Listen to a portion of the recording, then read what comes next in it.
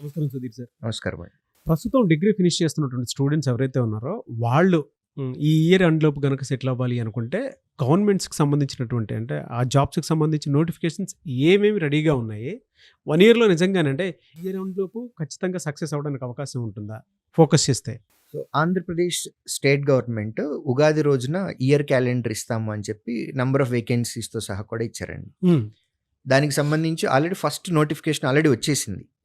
కోర్ట్‌లో సంబంధించి high court and district కోర్ట్స్‌కి సంబంధించి. Next DSC రాబోతుంది. పోలీస్ కానిస్టేబుల్స్ ఇవన్నీ రాబోతున్నాయి. గవర్నమెంట్ జాబ్ అంటే ఒకటి గుర్తుపెట్టుకోండి. కేవలం స్టేట్ గవర్నమెంట్ మాత్రమే కాదు. హ్మ్. సెంట్రల్ గవర్నమెంట్ ఇచ్చేవి గవర్నమెంట్ జాబ్సే.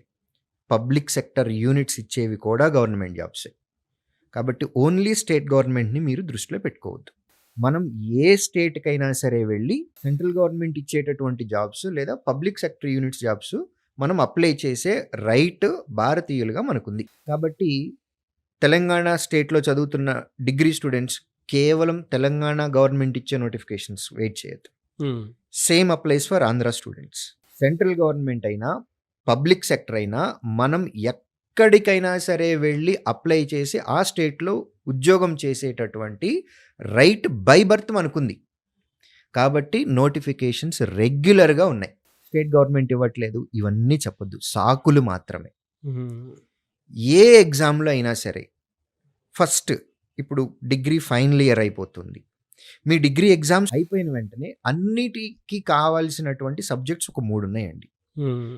మీరు ఏ ఎగ్జామ్ రాయాలి అని అన్నా సరే, ఇప్పుడు మీరు ఎంఎస్సికి వెళ్ళాలి, లేదా ఎంసీఏ ఎంబీఏ చేయాలి హైయర్ ఎడ్యుకేషన్కి, లేదా ప్రైవేట్ సెక్టర్లో జాబ్ చేయాలి, గవర్నమెంట్ సెక్టర్లో జాబ్ చేయాలి, మీరు ఏది చేయాలన్నా వద్దులే కట్ చేయండి, గవర్నమెంట్ సెక్టర్ అన్నారు కాబట్టి. హ్మ్. హ్మ్. మీరు ఏ గవర్నమెంట్ ఎగ్జామ్ తీసుకున్నా సరే మినిమం 3 సబ్జెక్టులు కామన్గా ఉంటాయి. క్వాంటిటేటివ్ యాప్టిట్యూడ్, ఇది లేకుండా ఎగ్జామ్ ఉండదు. Reasoning, general English. కొన్ని ఎగ్జామ్స్లో జనరల్ ఇంగ్లీష్ ఉండదు, బట్ కరెంట్ అఫైర్స్ ఉంటుంది. సో ఈ 4 సబ్జెక్టులు కనుక మీరు నేర్చుకుంటే మీకు చాలా చాలా చాలా బెనిఫిట్ ఉంటుంది. ఒక graduate more than 99 exams apply చేసుకోవడానికి ఇండియాలో ఎలిజిబిలిటీ ఉంది. ఈ 99 ఎగ్జామ్స్లో ఎవ్రీ ఇయర్ మినిమం 60 గ్యారెంటీగా మేము చూస్తున్నాం. ఇది నేను లాస్ట్ 18 ఇయర్స్లో అబ్జర్వ్ చేసిన ట్రెండ్ అండి ఇది. అంటే నేను ఈ ఫీల్డ్లోకి కోచింగ్ సెంటర్, ఒక టీచర్గా, ఒక ఇన్స్టిట్యూట్ మేనేజ్మెంట్లో ఉండటం, this is my 18th year. ప్రతి సంవత్సరం కనీసం ఒక 60 నోటిఫికేషన్లు వస్తున్నాయి. తగ్గింది ఎక్కడ అంటే ఒక్క కోవిడ్ ఇయర్లోనే తగ్గింది, బట్ మిగిలిన అన్ని సంవత్సరాల్లో ఉంది. మీరు ఏ ఎగ్జామ్ రాయాలన్నా సరే quantitative aptitude, reasoning, general English and current affairs ఇవి కంపల్సరీగా మీరు నేర్చుకోవాల్సింది. ఇది లేకుండా ఎగ్జామ్ లేదు. రోజులో గ్రాడ్యుయేషన్ అయిపోయింది, మీ గ్రాడ్యుయేషన్ రిజల్ట్ కూడా వెయిట్ చేయొద్దు. రిజల్ట్ వచ్చేస్తుంది. మీ మీద మీకు నమ్మకం ఉంది కదా, అవును. నమ్మకం ఉంది కాబట్టే మీరు ఇమీడియట్ ప్రిపరేషన్ స్టార్ట్ చేయాలి. ఆ రిజల్ట్ చూసిన తర్వాత నేను డిగ్రీ ఎగ్జామ్కి మళ్ళీ ఫెయిల్ అవుతానో పాస్ అవుతానో చెక్ చేసుకొని అనేది అంటే లో కాన్ఫిడెన్స్ ఉన్నట్లు మనకి. ఆ ఫేజ్లోంచి బయటికి రండి. True sir. హ్మ్. సో ఇక నుంచి మీ రిజల్ట్ రావడానికి కూడా కనీసం ఒక 2 నెలలు టైం పడుతుంది. You are wasting precious time. మీకు 20 నుంచి 24, 25 సంవత్సరాల వయసు అనేది మీ ఎంటైర్ లైఫ్లో, ఐఎమ్ 40+ నాగరాజు గారు, ఈ 40 ఇయర్స్లో నేను అబ్జర్వ్ చేసుకున్నది, నా 20 నుంచి 25 సంవత్సరాల టైంలో నేను ఏదైతే చేశానో దట్ ఈస్ ప్రీషియస్ టైం నాకు. మీరు మీ జీవితం 25 ఇయర్స్ తర్వాత మీ నెక్స్ట్ లైఫ్ ఎలా ఉంటుంది అనేది డిసైడ్ చేసేది మీరైనా సరే. మీరు కావాలంటే ఒకసారి ఆలోచించుకోండి. 20 నుంచి 25 సంవత్సరాల్లో మీరు ఏం చేశారు అనే దాన్ని బట్టే me rest of the life మొత్తం డిపెండ్ అయింది. అవును. 20 ముందు ఏం చేశారో మీకు సంబంధం లేదు, 25 తర్వాత చేయడానికి ఏమి ఉండదు. 20 నుంచి 25 సంవత్సరాల మధ్యలో ఉన్న వాళ్ళు ఒక్క రోజు కూడా వేస్ట్ చేయటం కరెక్ట్ కాదు. ఇది ఎక్స్పీరియన్స్తో చెప్తున్నాను. డిగ్రీ ఎగ్జామ్స్ అయిపోయింది, రిజల్ట్ కోసం వెయిట్ చేయొద్దు. నీకు తెలుసా మ్యాథ్స్ పోతుంది అని మ్యాథ్స్ ప్రిపేర్ అవ్వ. మరి అన్ని పాస్ అవుతానని కాన్ఫిడెన్స్ ఉందా, కాంపిటేటివ్ ఎగ్జామ్కి ప్రిపేర్ అవ్వు. డోంట్ వేస్ట్, ప్రిపరేషన్ స్టార్ట్ చేయొద్దు. మనకి చాలా కంటెంట్ ఉందండి, ఓన్గా ప్రిపేర్ అవ్వాలి. నీ దగ్గర సోర్స్ లేదు, ఇది ఫైనాన్షియల్ సోర్స్ కానివ్వండి, లేకపోతే లెర్నింగ్ మీకు గైడెన్స్ సోర్స్ కానీ ఏమీ లేవు.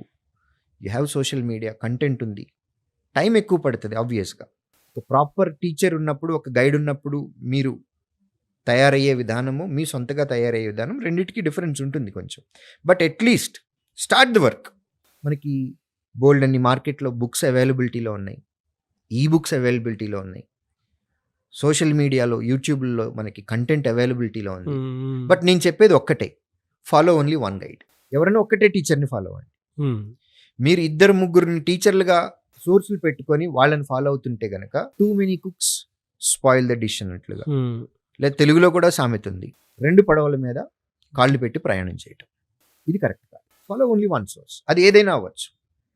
మా శ్రీధర్ సిసి ఇదే ఫాలో అవ్వండి అని నేను చెప్పట్లా, మీరు ఏదైనా ఫాలో అవ్వండి, ఒక్కటే ఫాలో అవ్వండి. Reasoning, arithmetic, general English, current affairs, ఇవి లేకుండా మీకు ఎగ్జామ్ లేదు. ఒక్కరోజు కూడా వేస్ట్ చేయొద్దు. Start the preparation irrespective of number of vacancies.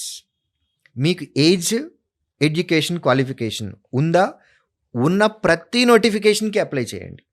You never know మీకు ఏ నోటిఫికేషన్లో ఉద్యోగం వస్తుందో మీకు తెలియదు. కాబట్టి ఎలిజిబిలిటీ ఉన్న ప్రతి ఒక్క నోటిఫికేషన్కి అప్లై చేయండి. సిన్సియర్గా ప్రిపేర్ అవ్వండి. ఎఫర్ట్స్ అనేవి 100% ఎఫర్ట్ పెట్టండి, ఉద్యోగాలు అవే వస్తాయి. సో ఒక్కొక్క నోటిఫికేషన్ మీదే డిపెండ్ అవ్వకుండా జనరల్గా ఉండేటువంటి నోటిఫికేషన్స్ మీద, అంటే సెంట్రల్ గవర్నమెంట్, స్టేట్ గవర్నమెంట్, ఈ రెండింటి మీద అవగాహన పెంచుకొని ప్రాక్టీస్ అనేది, అంటే నాకు రిజల్ట్ వచ్చేంత వరకు వెయిట్ చేసేటువంటి ఉద్దేశం కాకుండా ముందే స్టార్ట్ చేసేసి ఈ రెండిట్లో ఏది సూటబుల్లో వాటికి అప్లై చేసుకుంటూ వెళ్ళిపోయి రాస్తూ ఉంటే సరిపోతుందంటారు. నాగరాజు గారు, అసలు మనిషికి ఏం కావాలి? సెటిల్ అవటం కావాలి సార్, మనీ కావాలి. అవును. ఆ మనీ సంపాదించుకోవటానికి కొంతమంది బిజినెస్లు పెడతారు, కొంతమంది ప్రైవేట్ జాబ్స్ చేస్తారు, కొంతమంది గవర్నమెంట్ జాబ్ చేస్తారు, కొంతమంది కాంట్రాక్టులు చేస్తారు, రకరకాల పనులు చేస్తారు. సో అల్టిమేట్గా మీరు గవర్నమెంట్ సైడ్ వస్తున్నారు అని అంటే లోపల కొంత ప్యాషన్ ఉంటుంది. మనం పేరెంట్నో, మన అంకుల్ని చూడటమో, ఆంటీని చూడటమో, ఒక టీచర్ని చూడటమో, ఇన్స్పైరింగ్ క్యారెక్టర్ ఏదో ఒకటి మనకుంది కాబట్టి మనం గవర్నమెంట్లోకి రావాలి అని అనుకున్నాం. కొంత సర్వీస్ చేయాలి అని అనుకుంటున్నాము. ఎట్ ద సేమ్ టైం మన టైం టు టైం మనకి ఇంక్రిమెంట్స్ రావాలి, మన హైరార్కీ పెరగాలి, ప్లస్ మనం సేఫ్గా ఉండాలి, మన ఫ్యామిలీ కూడా సేఫ్గా ఉండాలి. కాబట్టి గవర్నమెంట్ జాబ్కి రావాలి అని అనుకుంటాం జనరల్గా. ఆ జాబ్ గవర్నమెంట్ జాబ్ అన్నప్పుడు అది స్టేట్ అయితే మీకేంటి, సెంట్రల్ అయితే మీకేంటి, పబ్లిక్ సెక్టర్ అయితే మీకేంటి? ఓన్లీ డిఎస్సి టీచర్గా, స్కూల్ అసిస్టెంట్గా ఉంటేనే డబ్బులు ఇస్తున్నారా? పోలీస్ జాబ్స్లో ఇవ్వట్లేదా? బ్యాంక్ జాబ్స్లో ఇవ్వట్లేదా? ఇన్కమ్ ట్యాక్స్ డిపార్ట్మెంట్లో ఇవ్వట్లేదా? సిబిఐలో ఇవ్వట్లేదా? పోస్టల్ డిపార్ట్మెంట్లో ఇవ్వట్లేదా? వైజాగ్ స్టీల్ ప్లాంట్లో ఇవ్వట్లేదా? సింగరేణిలో ఇవ్వట్లేదా? మీకు పబ్లిక్ సెక్టర్ కానీ గవర్నమెంట్లో కానీ ఏ నోటిఫికేషన్లు అయినా సరే మీకు మంచి జీతాలు వచ్చేటటువంటి నోటిఫికేషన్ ఏదైతే ఉందో ఎలిజిబిలిటీ ఉన్న ప్రతి ఒక్కటి అప్లై చేయండి. మనకు కావాల్సింది డబ్బులు.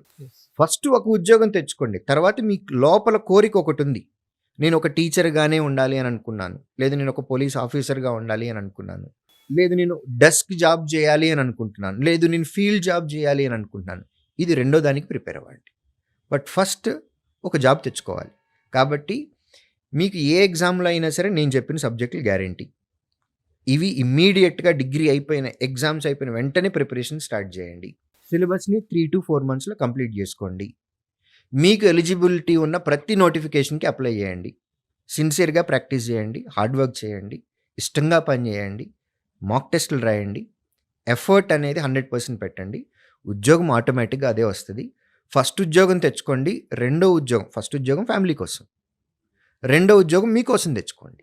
మీకు లోపల ఏదైతే కావాలి అని అనుకుంటున్నారో, మీ స్కిల్ సెట్ ఏదైతే ఉంది అని అనుకుంటున్నారో, మీకు ఇష్టమైన పని ఏదైతే అనుకుంటున్నారో అది రెండో ఉద్యోగంలో చెక్ చేసుకోండి.